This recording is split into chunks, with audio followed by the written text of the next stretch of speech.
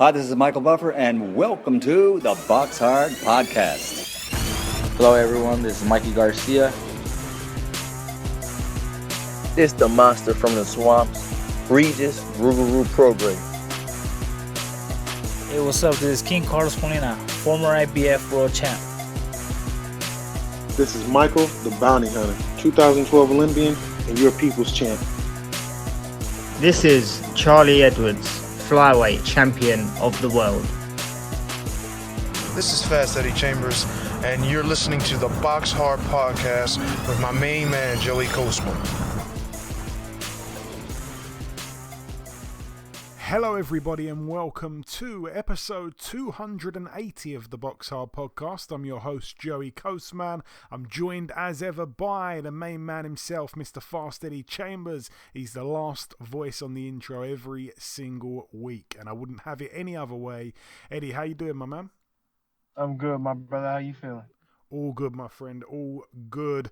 This is going to be quite an easy formatted show this week. I think we're going to do the review part in part one. We're going to just have the one guest this week, which will be the former two-time world title challenger Gavin McDonnell. He will be joining us in the middle of the show. And then, of course, in part two, we'll do the preview part and we'll get the news in there somewhere in the middle again.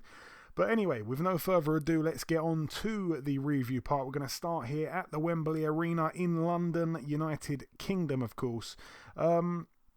Starting on the undercard, Jordan Gill. Really good win for him, actually. He's now 26-1, a unanimous decision over 10 rounds against Cesar Juarez, who's now 25-10. It was for the vacant WBA International Featherweight title. They were billing this guy up to be some kind of world level fighter, which I couldn't believe they had the audacity to say that because he wasn't world level, but he did still carry some threats. That's absolutely true. However, Jordan Gill, he seems to have really improved over the kind of last, I guess, couple of years. Ever since he lost his O, he seems to have really improved. And his last win before this, I think it was against Reece Bellotti. He's definitely clearly gone away and worked on a lot of his game. And it was another wide win for him in the end. And yeah, like I say, very much improving. You couldn't tell which one was the Mexican because of the way his hairstyle is. I mean, he used to pretty much have a skinhead, and now he's got this big bushy afro with a beard. He looks like a caveman. He has got a lot of different looks, Jordan Gill, but he's a fighter that you can quite easily be a fan of. I like Jordan Gill. Good win for him.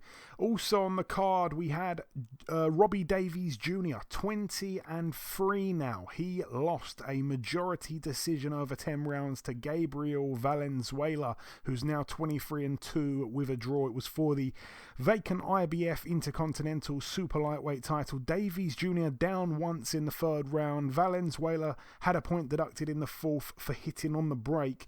This was a fight where I actually thought Valenzuela could pull off the upset. I hate to say that because I really like Robbie Davies Jr. and he's been on the show and I wanted him to win, but I've got to admit I actually fancied Valenzuela for the knockout upset after analysing his record. I thought he was a lot better than they were kind of, saying he was, I guess. He didn't really he didn't really get viewed as a man that was going to pose much threats to Robbie Davies, and instead they were concentrating on the other Mexican who Jordan Gill fought. I think they had the Mexicans confused because this was the better fighter, I think, of the two Mexicans. And yeah, like I say, he put Davies down hard in the third round. He had a point deducted for hitting on the break in the fourth. I felt it was a little bit harsh from the referee. He was a 6-1 underdog for the KO, and the referee, by the way, it was Mark Lyson. He was absolutely dreadful. His performance officiating, absolutely dreadful. He took the point away really quickly from Valenzuela, but when it came to Robbie Davies, who just continued to rabbit punch consistently through the fight, all he kept doing was warning him, giving him a final warning about 10 times. His performance was terrible, and thankfully the right man in the end did get the decision. I was hoping that, clearly the referee was saving Robbie Davies from a 10-8 round. from a 8-10 round to him, if he took a point off Robbie Davies. So I was happy that in the end we didn't need those points, or I shouldn't say we, the Mexican didn't need those points to actually still win the fight. So that was one good thing. But yeah, he's gonna have to bounce back, Robbie Davies. He's having a bit of a tough patch, really. That loss to Ritson, of course, and yeah, I'm just not sure what's happening with him at the minute, but all the best to him. I like the guy. Moving up the card once again, Florian Marku with a good win here. He's now 8-0 with a draw. A TKO for him in the 8th round against Ryland Charlton, who's now 6-1 with a draw. Charlton, his corner threw the towel in the end in that 8th round. Marku was actually down himself from a left hook in round 6. It was a really intriguing fight going in, and Marku showed a lot of areas to his game. He was boxing really well with his jab in the first round. Charlton was struggling to get on the inside. Marku was boxing really well again in the second. He caught Charlton as well with a good shot early in the round, but he didn't seem to jump on him. He was very patient, very relaxed, and I was just really impressed because he is known as a guy who comes out and tries to knock you out within a minute, and he was able to stay disciplined and box really smartly and cleverly for a vast period of time. Round 4, Marku landed a huge shot. I couldn't believe Charlton didn't go down. He was all over the place, trying to hold on, and the bell actually saved him badly in that round 4 there for Charlton. Round 5, again, more of the same. Impressive stuff from Marku. He was clever to not come out all guns blazing straight away in that 5th round. He came out patiently. He continued to box. So I gave him all of those first 5 rounds, but then in the 6th round, Marku, of course, goes down. It was a looping left hook from Ryland Charlton, absolutely out of nowhere. It seemed like Marku might have been tiring, so a 10-8 round for Charlton. All of a sudden, he was back in it. Round 7, Marku came out, though, and, he responded brilliantly to being hurt. He hurt Ryland Charlton badly in the dying seconds as well, and then in the 8th round, like I said, a towel got thrown in. Ryland didn't seem like he had much on his punches at that point. He was hurt, both his eyes were swollen badly. He was done. He had no chance of winning at that point, I don't think. So the corner, for me, did the right thing by saving their man there. I quite like the corner work there. And the main event, which was, of course, wow, this fight was the most, highly anticipated fight for me of the weekend. That's stateside as well. This fight we were looking forward to for over 2 years. I think it was originally supposed to happen, unbelievably, I think it was 26 months ago, I believe, when the first fight was supposed to have took place, and then it fell through on the day of the fight, but it did finally happen. David Avanesian now 27-3 with a draw. He was able to TKO in 6 rounds the previously undefeated 2016 Olympian Josh Kelly, now 10-1 with a draw. Kelly was cut on the back of his head and above the right eye. He was down twice prior to that stoppage, and the towel came in the end in round 6. It was for the EBU European welterweight title. David Avanesian, a successful defense for him, and it was quite a strange ending because it seemed to all go wrong very, very rapidly for Josh Kelly. Round 1, Kelly was beating Avanesian to the punch in the first round. He was putting his punches together nicely. I really liked what he was doing. Round 2, Josh Kelly staggered Avanesian to the back foot with a left hook over the top. Avanesian did then seem to kind of get woke up, and he started putting it on Kelly, and he got some nice shots for himself, some big shots, but Josh Kelly was able to kind of get back to it, and that's where the cut happened on the back of his head in that second round. It was leaking down his chest and his back, so there was blood in front of him and behind him from that cut on his head. I wondered how he'd react to that as well, because there was a lot of blood. Round 3, a really close round for me. Both men had moments. I think I just about edged it to Kelly. Round 4, what a round for Josh Kelly. Absolutely toyed with Avanesian. He was making him miss. He was mocking him. He was totally schooling him in that round. However, Avanesian did cut Josh Kelly's right eye. I think it might have been from a head clash. But yeah, more cuts, more blood for Kelly's cut man to deal with at that point. Round 5, Avanesian for me won that round. I think that was probably the only round I'd given him to that point. He was really putting the pressure on Josh Kelly. Kelly did land some lovely shots himself, but for the most part, he was outworked. I had it 4-1 after 5 in favour of Josh Kelly. And then in round 6, wow, I mean, just as Avanesian was getting closer to Kelly, both Kelly's gloves touched down for the first knockdown. So it was one of those ones where he didn't actually go down, but both gloves touched the canvas. So he was given a count. And he was on his way to a 10-8 round, and Avanesian smelt the blood and went for the kill. He buckled the leg of Josh Kelly, and Kelly was just about on his way down as Adam Booth threw the towel in. An incredible, incredible statement there.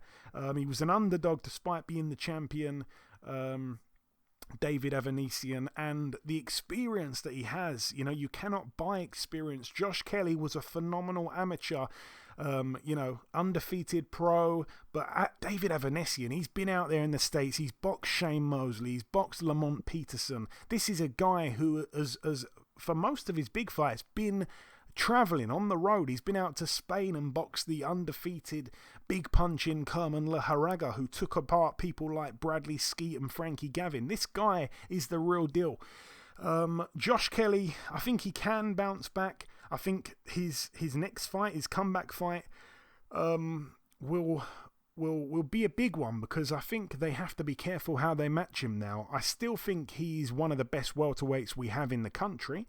I still think he's got such a bright future, but I don't know, it all seemed to unravel so quickly, and I just couldn't believe the towel came in. I was so shocked. But yeah, he can come back. There's big fights for him at welterweight. I think perhaps throw him in there with the winner of like McKinson and Congo, something like that. I don't think he should just fade away. He's still got so much to like about him. He's got a great style. He's got the looks, he's got the personality. He really has got it all. So yeah, I want to see him back. As for Avanesian, perhaps a world title shot for him. He has done things the hard way. He's never had anything given to him. And yeah, even though the fight was supposed to take place 2 years ago, we all kind of felt that Josh Kelly, having this 2-year delay, it would probably be beneficial to him rather than David Avanesian, who I think's in his got to be in his 30s somewhere now, mid-30s, something like that. Josh Kelly's still a young guy. I think he's 26. So yeah, everyone thought it was going to be the right time for Kelly, but it wasn't to be. All the best to him, all the best to David Avanesian, both guys friends of the show. That's it for the Wembley Arena. A lot to talk about there, of course, like I say. Moving out now to the Mohegan Sun Casino in Connecticut, USA. This one was on Showtime. On the undercard, going to fly through this as quick as possible here. Rashay Warren with a win. He's now 18-3. He was able to beat Sharon Carter, who's now 12-4. Robert Easter Jr., 23-1 with a draw. A unanimous decision for him against Ryan Martin, who's now 24-2. I really liked Ryan Martin's corner as well. They were telling him no BS. They were literally telling him how it is. They were really, really frustrated with him. It was just a night of many, many upsets. Like I say, we spoke about Robbie Davies getting upset, even though he was the challenger. Josh Kelly in some ways was upset. And then, coming out here, I think Robert Easter against Ryan Martin was somewhat of a close-ish fight on paper before the fight. But, I just don't know what it is with Ryan Martin. I think he's got all the tools, but when it comes to fight night, it just seems like he can't quite get the recipe right. He's got all the ingredients, but he's useless with making something of them when it really matters, it seems. But a good win for Robert Easter. I want to see him in a big fight. He seemed to have disappeared after losing to Mikey Garcia a few years back, and he's not really done much since. So it's a good name for his record. Zachary Ochoa, 21-1 going in against Juan Velasco, who was 22-2 going in. This was an interesting one because Velasco is very much an opponent. He's not too bad of a fighter, but he has been the opponent in his 2 losses, and they were his 2 biggest fights. He lost to, like I say, Mario Barrios and Regis Prograis, and he got in there with Zachary Ochoa. I believe Ochoa was the favourite. And if I'm right in saying that, then it was another upset because Ochoa lost a split decision over 10 rounds to Juan Velasco. That's a good win for him, actually. I quite liked hearing about that one because I don't think they televised it. The main event... In fact, no, sorry, not the main event. Just before getting onto the main event, a heavyweight scrap. I'm going to come to you, Eddie, here. Otto Wallin, now 22-1. He took on Dominic Breazeale, who's now 20-3. A unanimous decision in the end for Otto Wallin. I think the smart money probably would have predicted that because Dominic Breazeale, he is a tough guy. I remember, he didn't look it against Wilder, but Wilder literally has a shotgun in both hands when he fights. He showed some real kind of, stubbornness against Anthony Joshua. I think he went down a few times, kept getting up, and it was a fight where I think he may have even took Joshua the longest he'd gone at that period of time. But yeah, Wallin, he's not the biggest puncher, but he's quite active for being a big guy, and he's got a style that I think could be troubling to some of the guys on that fringe level. Right after the fight, I said I wouldn't mind seeing him fight Joseph Parker, someone like that. But anyway, forget about what I think, Eddie. What did you think of the main event, or not the main event, the Chief support? Honestly, he looked good, and he did some really good things. He showed his class. But, and I'm not trying to knock fighters because I know, I understand the grind. I understand what they have to do. And when you get in there, it takes a lot of heart and a lot of determination, which he has. Dominic Breazeale I'm talking about. But I think Dominic Breazeale really made him look even better. He made him look like he's a real live contender, which, yeah, he is. But, he made him look, I think, even better than that. Like, I know there's probably a lot of people out there, I seen J-Rock comment on it, Julian Williams comment on it, like, oh, I got to add him to the list of guys I want to watch more because, he looked so good and he was so dominant in most of the fight. And at the end, you started to see the fight kind of play out. So where Dominic Breazeale would actually start connecting, he started going to the body a little bit more, but he was just so wild and so out of place and so slow that it was really making it easy for him to pick him apart. Because even if you're slower and you close the gap and you figure out you start landing shots to the body, you start doing, those types of, you like kind of maul him, make it a hard fight, make it a little ugly. You can have some success, which he started to do, but it's just the way that it was happening. Like he was throwing wild shots, almost like his eyes would be closed. He was turning away from punches. Like, look, I'm not trying to, throw dirt on the guy right now in this situation. But the reality of it is when you have the amateur background that he had, you went to the level he did in the amateurs, and then you've been to the levels he's been as a pro and fight for the title twice, you should not look like that, no matter what weight class you're in. And Otto Wallin just did what, he just took what was there. You know what I mean? And say it was open and he took it. There were so many, he could not miss with the left hand. His understanding range better, obviously, than Dominic Breazeale was obviously a real weapon in that. He would periodically, though, one thing that bothered me a little bit about Wallin is that he would get on the ropes. And I think that he needed to move like he was moving, but I feel like he should stand up to him a little bit more because the shots he was throwing, you could see him. So what's the point in going backwards when, you know what I mean? Maybe that's his style. Maybe that's how he likes to do it. But when he fought Tyson, he was coming forward. So it was a different kind of thing. But it just made him look so much better. The kid did look good. He did some good things in there. The shots he was throwing, a lot of the moves he was making. It was smart move. He fought smart. He won. He did what he was supposed to do. But Breazeale just had a rough night out there, and that's really at the end of the day with what I thought was the difference in the fight is that just Breazeale was just not ready. I'm not gonna say he didn't come to fight because he did. He tried. He really put a lot of effort in. He took a lot of punishment, but it just didn't look like he had his A game when we're talking about skills and IQ on the night. Yeah, you're right. Breazeale didn't show up in the best of shape, but then again, he doesn't often do that anyway. But, it was a total whitewash in the end. And for me, it was quite a statement from Wallin because, it's not his fault that Dominic fought with such a bad game plan, it would seem, because all Brazil seemed to keep doing was walking forward in straight lines, just kind of, not really cutting off the ring, just keep coming into the punches, really. And he didn't block anything. I think if there would have been lightning striking in the sky, that would have probably hit him as well. Everything hit him that night.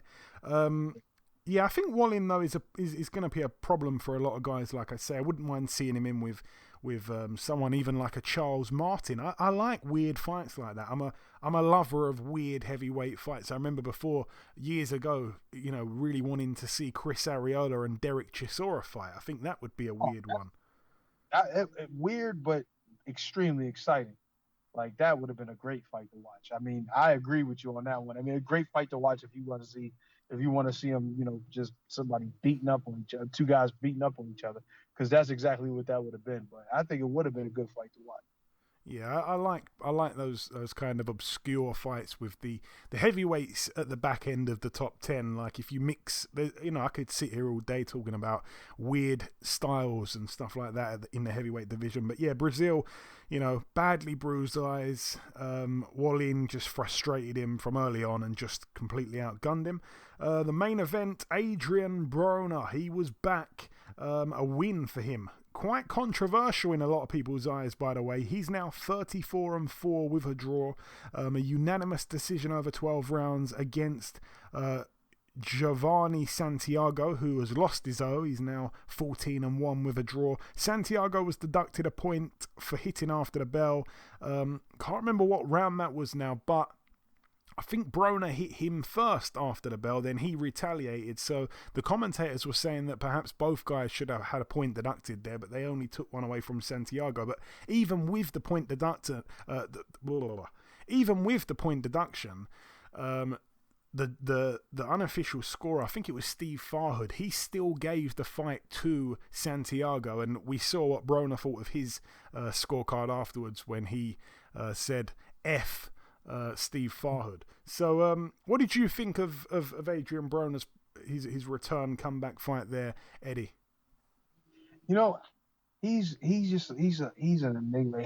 By the way, let me just say, there was actually a round, I think it was round 1 or something like that, where he won the round, I think on 2 out of the 3 judges' scorecards, and according to the punch stats, he didn't even land a single punch. Yeah, I saw that. Anyway, sorry, go on. Strange. That was strange. but yeah, he's just one of those guys, man. Has so much talent, man. He just it's unbelievable to see a guy like him just let his talent kind of go to waste, because I'm not gonna say he let it go to waste, because he did, he did some things, and in his career he's been a 4-time world champion. So it's been he's had a career. But it's just like, I feel like he could have been so much more dominant if he would have just been more disciplined, stayed at one particular weight class for a long enough time, would have been disciplined enough to keep eating, have the right diet, have the right, mindset toward everything. And he would have just been so much, I think he would have been even more successful. But he's been so enamored with the celebrity lifestyle and being so much like Floyd that he lost his way. Like, they done had porn out. He done had all kind of stuff. He done in jail. He been all over the place doing all kind of stuff. And he even mentioned it afterwards. He was like, man, I really need to stay busy because it keeps me from getting into trouble. And it makes a lot of sense. I think he's starting to get older. He's starting to realize, and he's starting to get a little wiser. You know what I mean? He's going to start getting some gray in his beard one of these days. And he's going to look back and he's going to be like, damn, man, I definitely should have stayed busier at times and stopped being so much with the party lifestyle.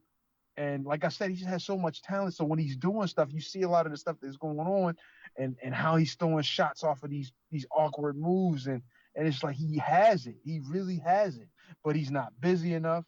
He's talking in too much. Now, don't get me wrong, I'm one of those guys too to get in there and I start feeling it and I feel good. And not so much I'll talk, but I'll make faces. I'll be enjoying myself. But it is a fine line. You know what I'm saying? You can hear the ref, and they're telling him, and I had he reffed a few of my fights too, but he's telling him, stop talking, Adrian. It's work, just fight. And I'm watching it, and I'm sitting there thinking, like, he could talk as much as he wants. I don't think that's something that the ref really has a place to say necessarily, unless it's getting a little too out of hand. But it's just he needs to focus and box and just take care of that, and everything else will fall into place for him. You know what I mean? This kid was only 15 or 15, I think 15-0 or 15-0-1 or something like that. He was before, at the fight, in the fight.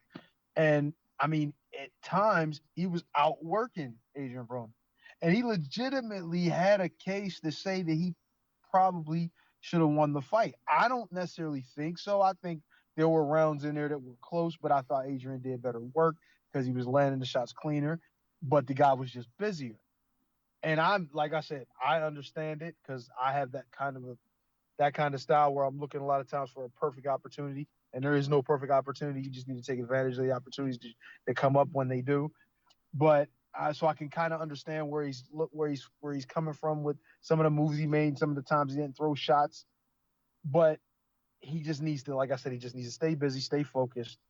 He needs to be a little more active, not just in having fights, but active also in the ring. He has the speed. He can throw combinations. He can do all of that stuff.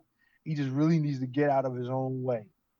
That's at the end of the day what the biggest issue with Adrian Broner is himself. Everything else that goes on in his life and in his career, what everyone else has to say or whatever, doesn't even matter. He needs to lock in on himself and make sure he gets out of the party lifestyle, get a little, hang around some old heads, some dudes that really know what to do and how to stay away from trouble. You know what I mean? Maybe some that has been in trouble before and they really can give you the game. But the reality of it is he's got to stay focused on what he's got in front of him. He's got to take boxing a hell of a lot more serious because it's dangerous. And it's right now his only shot. So he's going to have to go ahead and go back to the drawing board. He got away with one, not saying that I thought he lost, but he got away with one because they definitely could have went the other way in a lot of ways. But he really has to focus and just get back to business. Yeah, and the scorecards were spoke about, which was, upsetting once again. I think in the end, the final scorecards, Max DeLuca, 87-82 for Broner, so by 5. Sorry, no, that's completely wrong. That's a different card. My apologies. Glenn Feldman, 115-112 for Broner. The other judge, can't remember his name, he had it 116-111, which some people weren't happy with that. And then the final one, the most widest of all, 117-110. I mean, these scorecards did not reflect the fight itself. One thing you said last week, Eddie, that I really liked, and we're going to move on from this now, but you said that, Adrian Broner tried to be Floyd Mayweather before he was really even Adrian Broner, and that I really understood the meaning of that. That was such a really powerful statement. I really liked that description that you came out. That was a brilliant line. Yeah, it's all good, man. But anyway, moving out now to the bubble in the MGM Grand Las Vegas, Nevada. On this undercard, not much, actually, to mention on the undercard. A win for Gabriel Flores Jr. He's now 20-0. A TKO in the 6th round against Jason Velez. That's quite a statement because not many people managed to stop Velez. He's now 29-8 with a draw. Esquiva Falcao as well. I think he was in the 2012 Olympics or something like that.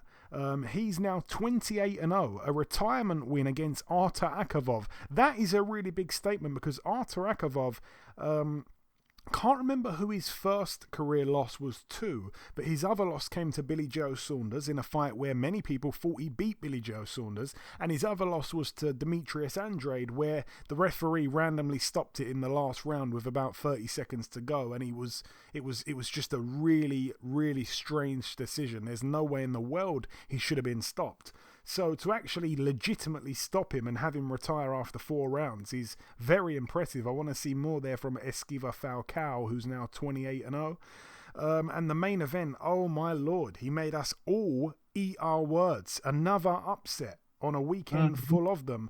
Miguel Berchelt, the champion, defending the title, 37-2 now. He was KO'd in the 10th round against the much smaller man, Oscar Valdez, who's now 29-0. It was for, of course, the WBC Super Featherweight World title. Berchelt down in rounds 4, 9, and then finally brutally in the 10th. Really, really, really intriguing fight. I remember speaking about it in the build-up and stuff like that. No one really gave Oscar Valdez a chance because, like we said, he was a smaller guy moving up. In terms of stature, he was much smaller than Bichelt. Bichelt's a huge puncher. No one really wanted to go near him out of the other champions at super featherweight. And, Valdez, he's been hit, he's been put down. I just thought there's no way he's going to win. And a lot of people are saying, is this upset of the year? I'm not quite sure if I'd say it's upset of the year. I think Josh Warrington losing to that unknown guy was bigger than that because we know Oscar Valdez is a world level fighter, whereas Maurizio Lara, we barely didn't even know his name. So Oscar Valdez is a proven, legitimate world title, world level kind of fighter, but to do what he did, I mean, yeah, it was unexpected. I suppose it does go down as an upset, but more importantly for me, it's the front runner at the minute for knockout of the year. Oh boy. Round 1 and 2, really bright starts to the fight from Valdez. He bloodied up the nose of Bichelt in that second round. I like the way he was moving a lot. He was using his faster feet. He wasn't allowing Bichelt to cut the ring off. Round 4, Bichelt, he was ruled down. He kind of fell into the ropes. They held him up. It all started with Valdez landing a left hook high on the temple of Bichelt. He was on wobbly legs straight away from that point onwards, and he was caught multiple times with heavy shots, and yeah, I think he was even saved by the bell. Round 5, for me, another good round for Valdez. He hurt Bichelt several times in the round. The speed and power of Valdez was causing Bichelt serious problems. Round 6, Bichelt came out and responded really well, and for me actually won that round. I thought, perhaps we're going to see the fight turn a bit. Valdez did seem to abandon his tactics for 2 or 3 rounds in the mid part of the fight, but then he did get back to what was working for him early on. Valdez was even switching stances right in the thick of the action during the fight. In the 9th round, Valdez dropped Bichelt properly this time for me. A right uppercut and a left hook, followed by 1 or 2 more as Bichelt was on the way down. And then, like I say, in the 10th and final round, wow is all I can say. Right on the bell as well to finish the round. Bichelt was lunging at Valdez. He was missing, and Valdez was walking backwards and ducking as Bichelt was, throwing these rights and left hooks, walking forward. And Valdez just popped back up with a huge left hook. Devastating knockout. Bichelt was on the floor. He wasn't moving for a few seconds. It was a scary KO.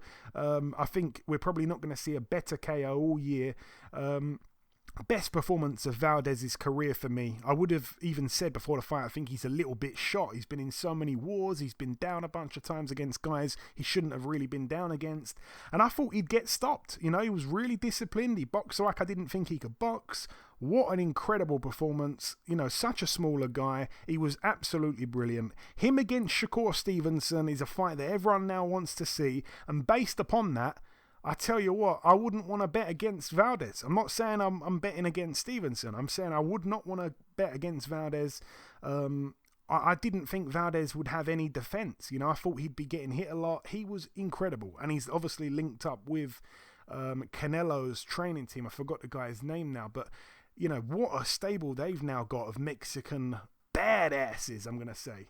They're all incredible. I thought it'd be a firefight in a phone booth, but he boxed and moved, and I don't know. It was like, who is this guy and what have they done with the usual Oscar Valdez? I still forgot the trainer's name, but Eddie Reynoso. Is it Reynoso? Yeah, I think Eddie Reynoso. I think he's got a son as well. What's the son's name? I think, is Eddie the older guy? I think Eddie's the dad or whatever. Anyway, the Reynosos. Wow, they know their stuff. Eddie, I'm sure you must have seen the KO or more of the fight aside from the KO. Unbelievable. I seen the knockout and I was like, damn. Because I remember what I said, and it was more because I really didn't have a lot of information on him. So it wasn't like I could give an accurate description. I've seen Bichelt fight before, and I've seen how tough he is and how hard he punches and everything. And I was like, yeah, he's dangerous in that way. I mean, not this kind of style necessarily that I like, but he's still a dangerous dude. And if there's a small guy coming up that's a puncher, but a guy that's not easily hit. I don't want to say easily hit, but is a normal target that you can actually, tee off on. Plus, he's smaller. I just didn't think he would have much of a chance from just on paper. But fights aren't fought on paper. Obviously, they're fought in the ring. And when things happen, as they do, like these shocking results, is basically on when a guy makes an adjustment and who's better at adjusting. And obviously from, from what I've seen and what I've heard and just the result of the fight, he obviously made the adjustment better. So when he came in there and he obviously surprised the hell out of this guy, Burchell, but man, from what I seen, and the knockout was as advertised, it was a crazy knockout. But yeah, man, he shut a lot of people up that night. Yeah, absolutely. And the final fight to mention of the review part, a strange one in Russia, actually, at the Vegas City Hall. This one took place on Saturday the 20th.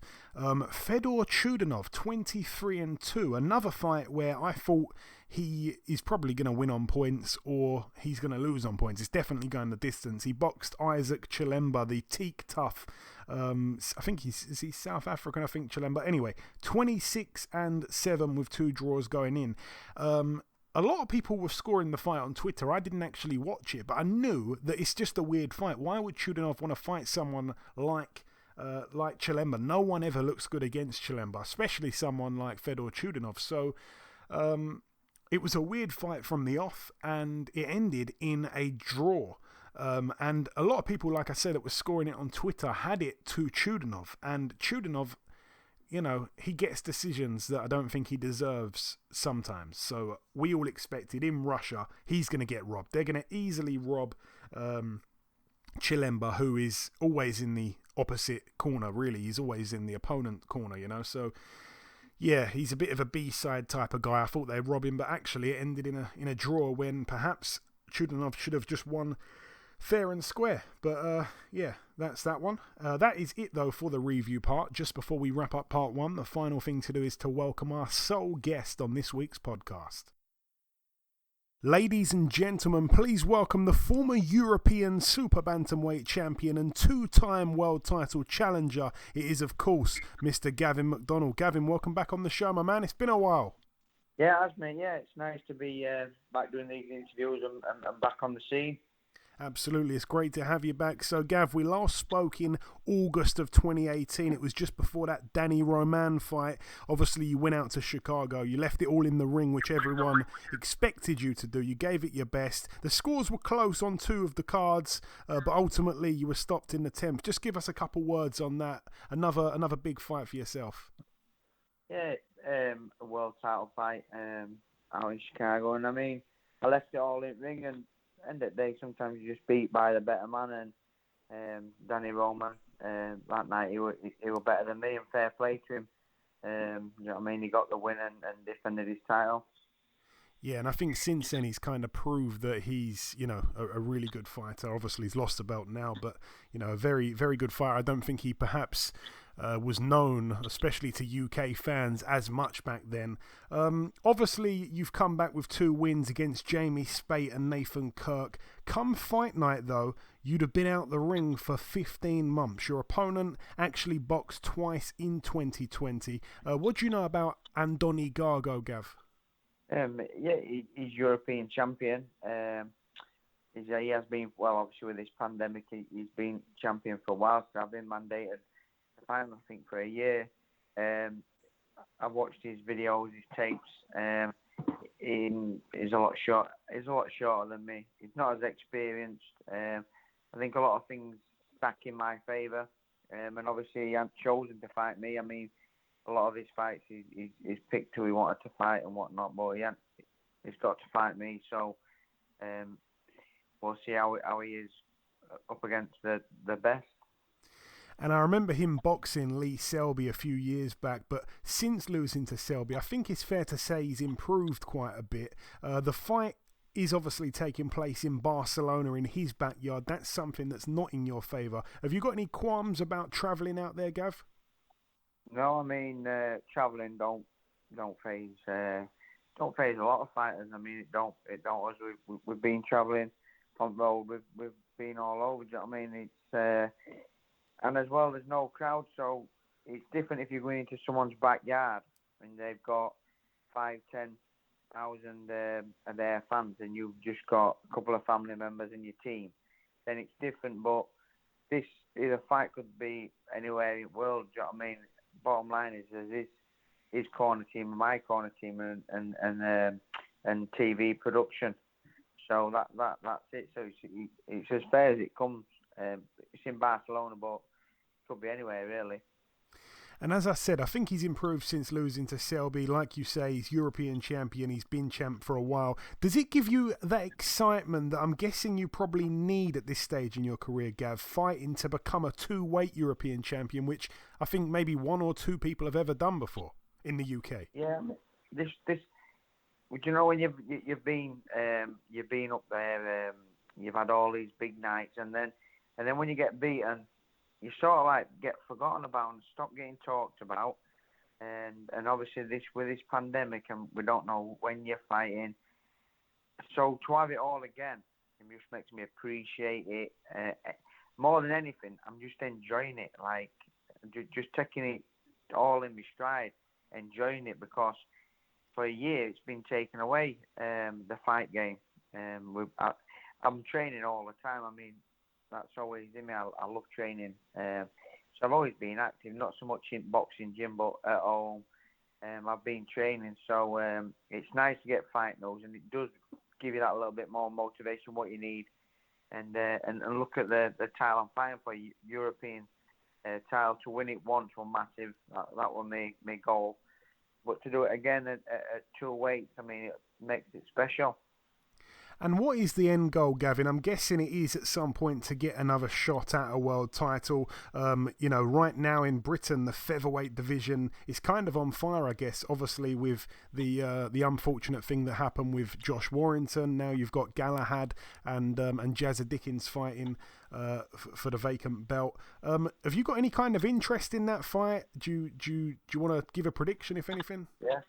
Yeah. I mean, it's a good fight. I mean, it's sad what happened with Josh. I mean, fair play to Lara, but Josh got beat, and then obviously it goes down to next two, which is Kid Gallagher and Jazza. So the belt will be staying in UK, and the kid I'm fighting, I think he's ranked 4 or 5. So them two are fighting for vacant title, and then I think there's another kid, and then Andoni Gago. So when I beat him, all going well, then I should bump up the rankings, and it should put me in line there for a fight against them. So, I mean, the goal's still a world title. So it always has been. I'm in boxing for glory, and that's it. If I didn't think I could achieve these special nights, I wouldn't be in it. And I still believe there's big nights in me, and clinging on to the world title, and that's the main focus. That's the goal. So we'll pick this European title up, and then we'll see what options are.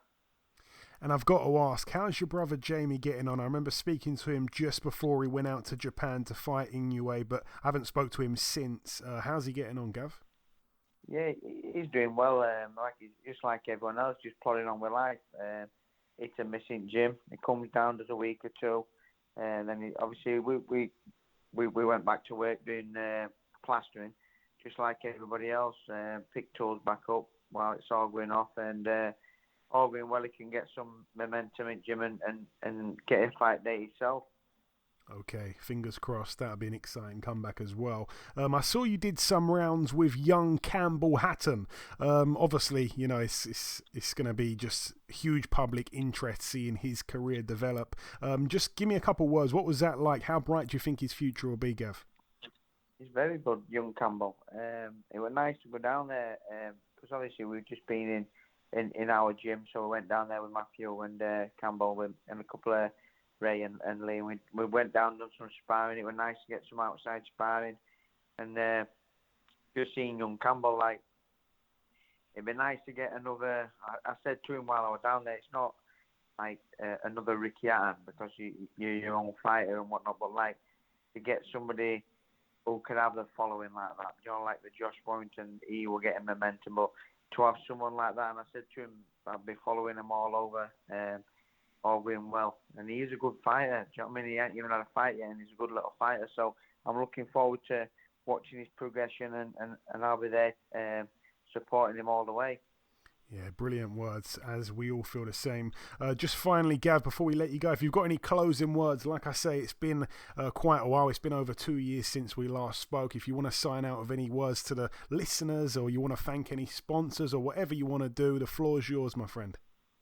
Yeah, I mean, the sponsors will come on board for this fight. I mean, in the current situation, I mean, I'm humbled by how much people want to support me. Like, everyone's out there just breaking by. Do you know what I mean? Like, businesses are going under.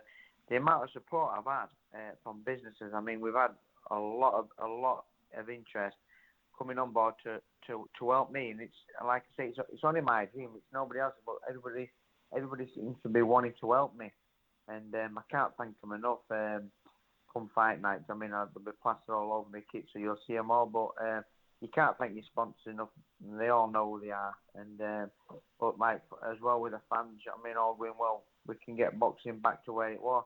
It's just like we can just cancel 2020. We may as well just erase it. But like the big fights are still getting made. There's a lot of big fights happening, and all going well. I think it's June. We can start getting crowds back, smaller show boxing, really get back to where we are. So fingers crossed, and we can be back where we were. We all have our fingers and toes crossed for that one. But listen, Gav, it is an absolute honour having you back on. Like I say, it's been such a long time. Everyone that's listening to me, Friday 26th of March, that's when Gav returns to the ring. We'll all be behind you, supporting you to become a 2-weight European champion, and I'm sure we'll speak sometime after. Yep, we will do, mate. Okay, now it's time for part 2 on this week's show. This part, of course, the news part of the show. We're going to start here with the fact that we have a new date for Jemele Herring against Carl Frampton. Not only a new date, but also a new country. It is taking place no longer in the United Kingdom in London. No. It's now heading to Dubai on April the 3rd. So all the best there to both guys. May the best man win. Zach Parker, he has signed a promotional contract with Frank Warren. That's really interesting because he's number 1 in the WBO in the super middleweight rankings. So he's actually very, very soon going to be called mandatory for Billy Joe's title. So he perhaps is going to be in line to fight the winner of Billy Joe and Canelo. It seems like Frank Warren has signed him, and now he's going to be chasing after his former fighter, Billy Joe. But I like Zach Parker. Very, very good fighter. Undefeated. Honestly, he gives a lot of people problems. Povetkin versus White 2. That's been postponed, which is very unfortunate. It was going to be on March the 6th. It's been postponed to March 27th. So 3-week delay there, and it's been moved once again to another country. It's no longer taking place in London. It's now taking place in Gibraltar. So that is quite interesting. Also, Maxie Hughes takes on Paul Hyland Jr. That one's going to be for the vacant British title on March the 19th. That is a MTK Global show. Callum Johnson has signed with Frank Warren as well. It's another big move. Callum Johnson, he's a guy that really has to get moving now. I don't think it's for any fault of his own that he's been quite inactive, but I think he's about 35 or 36, something like that. He needs to get moving. I think he's one of the best fighters that we have in Britain. Way capable of winning a world title. Probably the best light heavyweight in the country, bar none. So he needs to be pushed on, and he needs to be pushed on in big fights. It's a shame though, because there's a lot of fights domestically that I think people want to see him have, but for me, I think he needs to kind of look at world level, because he deserves to be up there, and I think he's probably world ranked. He's got to be world ranked. I remember him dropping Baturbiev. Not many people do that, but then he ended up getting stopped, and he's a great fighter. But again, in Frank Warren's stable, you've got Anthony Yarde, you've got Lyndon Arthur, so there's big fights that can be made within that stable. And we know that Frank Warren doesn't mind matching his guys against each other. That is it for the news part. Moving on now to the preview part, starting here with a fight that's taking place tomorrow night, Friday the 26th of February. It's taking place at the East Cessnock Bowling Club, I believe, in New South Wales, Australia. It is a return to the ring for former world champion Sakio Bika.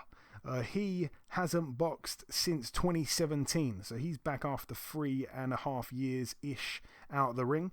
Yeah, all the best to him. He takes on Adam Stowe, who is 6-2 with 2 draws. I remember he was supposed to fight Nigel Benn, of course, but that never ended up happening. Moving out now to New Zealand. This one takes place on Saturday. I think it's probably going to be around about midday UK time, maybe even earlier, maybe about 11 in the morning. Joseph Parker, 27-2 for the vacant WBO Oriental Heavyweight title against a man that beat him in the amateurs, Junior Farr, the undefeated 19-0 heavyweight. That's a big fight there in New Zealand, on pay-per-view in New Zealand, but it's on DAZN in the US and the UK now. John Parker as well, the brother of Joseph, the undefeated brother. He's 5-0. He's in a 4-rounder on the undercard. Moving out now to the Copper Box Arena in Hackney Wick, London. Over here, a Frank Warren card. We have Tommy Fury on the undercard, 4-0 undefeated. No opponent listed just yet. It's apparently a 4-rounder. Sam Noakes as well. He's 4-0. He's in a 6-rounder against Delmar Thomas, who's 5-0. Somebody's O must go. Casey Kadimi, he is 8-0. He takes on Ilyas Ahmed, who's 7-2. That one's over 10 rounds there for the vacant IBF European Super-Flyweight title and Kadimi's WBO European Super-Flyweight title. He is trained by John Tandy, so all the very best to Kadimi. From myself and Eddie. And the main event, Anthony Kakachi, 18-1, a defence here of his British Super Featherweight title against the very gutsy and game Leon Woodstock, 12-2. If nothing else, Woodstock usually turns things into a fight. My only problem is when he boxed Zelfa Barrett, he wasn't really able to close the gap and he got picked off quite a lot and it was a little bit uncomfortable. Zelfa Barrett boxed unbelievably. Now, Kakachi can stand and punch, but he also can box and move. So it depends which option he's going to opt for. If he decides to box and move, it might not be pretty, but if he comes for a war, then it really will be brilliant. Leon Woodstock, I think, has said that he's going to be, having a real all-action fight, and I think he even made reference to Hagler Hearns. So that's it's not a very wise thing to do actually before a big fight. He's got a lot of living up to now after saying that. Moving out now stateside to the Shrine Exposition Center in Los Angeles, California. Over here on the... No, nothing really to mention on the undercard. The main event, Anthony Dirrell, 33-2 with a draw. He returns to the ring, I think, for the first time after getting blasted out by David Benavidez. I say blasted out. I think he took David Benavidez about 9 rounds. I tell you, I've been trying to get all these people on the show recently, like this week particularly. I tried to get David Benavidez on. That doesn't look good right now, or it's not going to happen this week, perhaps in the coming weeks. I tried to get Anthony Dirrell on, and I've not managed to pull that off either. Both guys got back to me, but really busy schedules. He's in a 12-rounder against Kyrone Davis, who's 15-2. I remember, Eddie, when Anthony Dirrell was with us in the dressing room, when he came to see Clarissa's opponent getting her hands wrapped, which was kind of weird. Like, it was weird, wasn't it? Because, like, 2 women are fighting, and you've got a pro fighter who's a world champion in Anthony Dirrell coming to inspect the hand wrapping, and then you, a former world level heavyweight, fought for the world title, going to watch Clarissa get her hands wrapped. It was funny. It was cool. And yeah, moving out now to the Hard Rock Stadium in Miami, Florida, USA. This is the final card to mention. It is Canelo Fight Week. 54-1 with 2 draws. Canelo puts his WBC and WBA super middleweight world titles on the line against Avni Yildirim, who's 12. Sorry, not 12. It's a 12-rounder, of course. He's 22. No, third time lucky. 21-2. Avni Yildirim, a lot of people are not happy with this one at all, Eddie, and I don't think you're probably going to be too familiar with Yildirim, so I'll give you a little bit of a backstory. He was undefeated. He's a Turkish fighter. He was undefeated. He went into the World Boxing Super Series and he was a bit of a dark horse in the tournament. And in the very first round of the tournament, so like the quarterfinals, he came up against Chris Eubank Jr. Now, Chris Eubank Jr. was able to knock him out with relative ease, and everyone basically said, okay, this guy is no good. I think it was quite early as well. I think it was, just quickly checking, the third round he got stopped. He lost everything before that as well. Since then, he's come back with, a couple of mediocre wins. He actually, his last win was against Lalenga Mock back in 2018. It was a majority decision over 12 rounds. Many people thought that he actually was done a favour by picking that one up on the scorecards. His last fight, Eddie, work this out for me, please. His last win was in 2018 against Lalenga Mock, who is, I think, 47 or something like that, and it was very close, majority. That was his last win. Now, he had a fight after that, and he lost to Anthony Durrell. That's his last fight, 2019, February. So just over 2 years ago, he lost his last fight to Anthony Durrell. How on earth has he managed to get into a mandatory position for Saul Canelo Alvarez? Explain that. Listen, you know what? You know how to explain it? It's the business of boxing. If they want their guy to have a fight, and they want it to be a safe fight because they don't want to damage any chance of putting together a super fight, that's what they do. They just want to keep him warm. They want to keep him ready. So I guess for Billy Joe or whatever the situation is going to be, they don't want to ruin the opportunity to make a big fight and make a lot of money. I mean, some people don't want to say it, but the truth is that's the truth. You're going to put a guy in there that couldn't even beat a guy that, I don't want to say that Eubank Jr. is not a class fighter, because he is a good fighter. He's talented and all. But, I mean, I don't think he has a good enough shot at beating a Canelo. But you're going to put the guy that he stopped in 3 fairly easy in with Canelo. Why would Canelo even waste his time doing this? Because he just wants to stay warm and stay active so he gets ready for the next fight. They're looking way past this dude. They're not even thinking about this guy. It's just another guy for him to look good against, make a couple $1 million and go off into the sunset for a while. That's just the way this business is. It's like, trust me, there's so many things that I've seen, so many it's just so many fights that I've scratched my head like, why would he even fight him? But then you look at what happened with Josh Warrington fighting a guy basically in the same kind of a mode. Just like, why would you even fight him? It's a waste of your time. Then he loses to him. I don't think there's any chance of that happening here, but the reality of it is things like this happen all the time. You know what I mean? These kind of fights are made all the time to get a little a guy. It's not a mandatory, but it's a voluntary matchup that you want. Somebody you need to look good against them. You're going to make you look even more dominant, and then you get the big fight, and then it sells more money. It's more tickets and just gets more people interested. That's all it's about. Trust me. That's it. Nothing more. Do you remember, Eddie, do you remember Nathan Cleverly? Do you remember him? Yes, I do remember him. Now, he was like a good fighter, obviously. He beat Bellew and, he was a world champion. And he decided, and you probably will know this, but you might not know the backstory. He was a world champion. He got a few defenses. He decided that he's going to defend his title against this undefeated but very much unknown Russian. But he had home advantage. But they didn't know much about this Russian, so they decided, he's an easy pick. So they, it wasn't a mandatory, it was a voluntary, and they picked out a Russian by the name of... not Usyk. No. Who was it? I know that was a while ago, so that had to be... Who was the Russian? I'll tell you. I do remember that. I do remember it, but I just can't remember. The Russian smashed him to pieces and took the belt, and then had the belt for a long time and defended it successfully a number of times. The Russian that they picked out... Go on. Was it Zhirov? No, it wasn't Vasily Zhirov, was it? No. Eddie, you're going way back. Listen, let me just say, they chose this Russian out the top 15 rankings. Who's this guy? Never heard of him. He's probably no good. Sergei Kovalev. Oh, come on.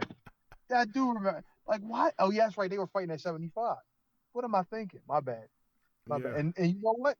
That's what happens. You just pick somebody out of the hat. Like, oh, yeah, him. Close your eyes and point at a name in the book. Oh, yeah, give me him. That's the dumbest shit you listen. I learned this early. You don't look at your opponent's record. You look at his record, but you look at the guys he fought and who they fought, and then who they fought. So you can really get an idea of who he really is. Now, doesn't always tell the story. You know what I'm saying? Like you don't. But if I you like don't, that really, saying. huh? I like that saying that they say records are for DJs. I like that saying. Oh, that is a yeah. That is a. You know how many man? One of the first times I've ever seen this in my career that I've seen a guy lose a fight to a guy who was like 5-5-1. This guy was. His name was I forget what was his name. He's from my area. Fielding was his last name. I think it was right. Now he was supposed to go in and dominate this guy, knock him out, and the guy was 5-5-1. And then I watched, and I'm like, man, the main guy that's supposed to be so good, it was a main event, got beat down by this 5-5-1 guy, who obviously had better opposition than the guy who was 15-2. And it's just like, well, damn, why did this happen? And then I couldn't understand, how could this guy lose to him? Like, and I just looked at him like, damn, this guy must be really, really good. And it's not so much that, it's just you got to look at who he's lost to. You know what I mean? Look who he lost to. Like, if he has a bad record, go behind the numbers. That's why, like, when you watch Teddy Atlas, watch Friday Night Fights back in the day or whatever, and Teddy Atlas would say go behind the numbers. You got to go behind the numbers, man. You got to look at what's going on. You know what I mean? In the different sports, they say the same thing. You can't just look at the numbers and say, oh my God, they're great. He's got a great record, or he's got a bad record. You got to see who's behind it. You know what I'm saying? You got to know who they're facing or who they've faced, so you can see what's going to happen in the ring here. Now, styles make fights, so it doesn't always play that way. But the reality of it is, if a guy has 10 fights and he's lost half of them, you might want to go find out who he lost to first before you decide to make the decision on this guy as a fighter that you want to put your prospect in with. That's all I'm saying. Yeah, but, getting back on track, that was a strange defense. I remember another one, and I'll keep it really quick here. I remember Darren Barker when he was world champion, and I think this is a true story, but if someone wants to check with Darren, then ask him. But I'm pretty sure this is a real story. He was a world champion, then all of a sudden someone in the rankings, they reached out to him and said, I want to fight you, blah, blah, blah. So this guy who I'm talking about, his people reached out to Darren Barker's people, which was Eddie Hearn and stuff like that. I think maybe his training team, Tony Sims at the time. And they said, yeah, I want to fight you. I don't want any money for the fight. All I want is about 10 ringside seats. I don't want any money. I just want the opportunity to fight for the title.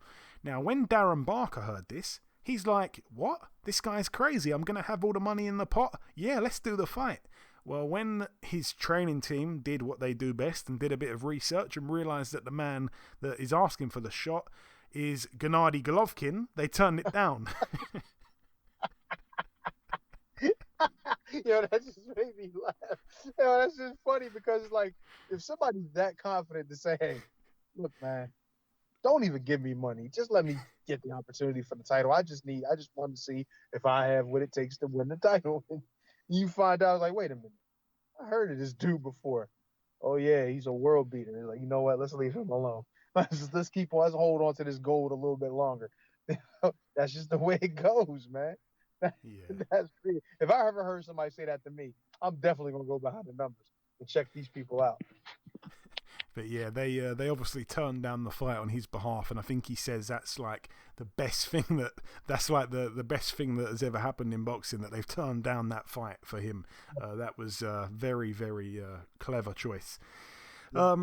Considering what he went on to do. But anyway, back on to the previewing. 2 or 3 last fights to mention. In fact, 4 last fights to mention on the undercard of the Canelo Yildirim card. We have Mark Castro. He is a prospect to look out for. He's 1-0 in a 4-rounder against Raul Corona. Stay away from him. 2-3. Also on the card, Diego Pacheco, the undefeated prospect, 10-0. He's in an 8-rounder against Rodolfo Gomez Jr., who's 14-4 with a draw. Zili Zhang, he is the undefeated 6'6" Chinese heavyweight who won a silver medal in the 2012 Olympic Games. He is 22-0 in a 10-rounder against Jerry Forrest, who's 26-4. I'm not sure if there's any money to be made on Forrest, because I think he'd be a big underdog, but he can either show up or blow up, I guess is the right thing to say. He is, he was quite bad against Carlos Takam. People behind the scenes told me that he would beat Carlos Takam. He was terrible, so I'm not sure he's going to be able to put it all together, but could be interesting because Zilil Zhang, not everyone's too high on him. And then the final fight to mention on this undercard, Julio Cesar Martinez, the Mexican massacre, they should call him, because he absolutely destroys everyone. He is 17-1, defending his WBC World Flyweight title against McWilliams Arroyo, so a guy with quite a bit of experience at that top level. He is 20-4. Be a good fight, actually, this one for Julio Cesar Martinez, but even still, I don't see him coming unstuck. He is another guy involved in that Reynoso training camp with Canelo, and he looks unbelievable since linking up with those guys. But yeah, that is it though for the preview part of the show. We did the reviewing, we welcomed our sole guest, Gavin McDonnell. We did the preview part and the news just before that. That's it from myself and Eddie. The final thing to do will be to come in with the outro, which I'll do in just a few seconds. Okay, and this wraps up episode 280 of the BoxHard Podcast. I've been your host, Joey Coastman. Eddie Chambers has been with me for the duration of the show. A huge thank you to our sole guest on this week's podcast, the former two-time world title challenger, Gavin McDonnell. The biggest thanks of all, though, goes out to you, the listeners, for making this show what it is. One piece of news has broken whilst we've been recording the show, and it's a piece of unfortunate news, actually. The Kakachi versus Woodstock fight is now off due to Leon Woodstock failing a coronavirus test, which is really gutting, I'm sure, for him, and it was going to be a good fight, so that's a big blow to the card. They are currently looking for a replacement for Anthony Kakachi, but if they can't find anyone, then Casey Kadami will be elevated to the main event, so that'll be good for him. But that's about everything from myself. Remember to tell a friend about the podcast. Enjoy your weekends, people. Stay safe, and we shall see you all again next week.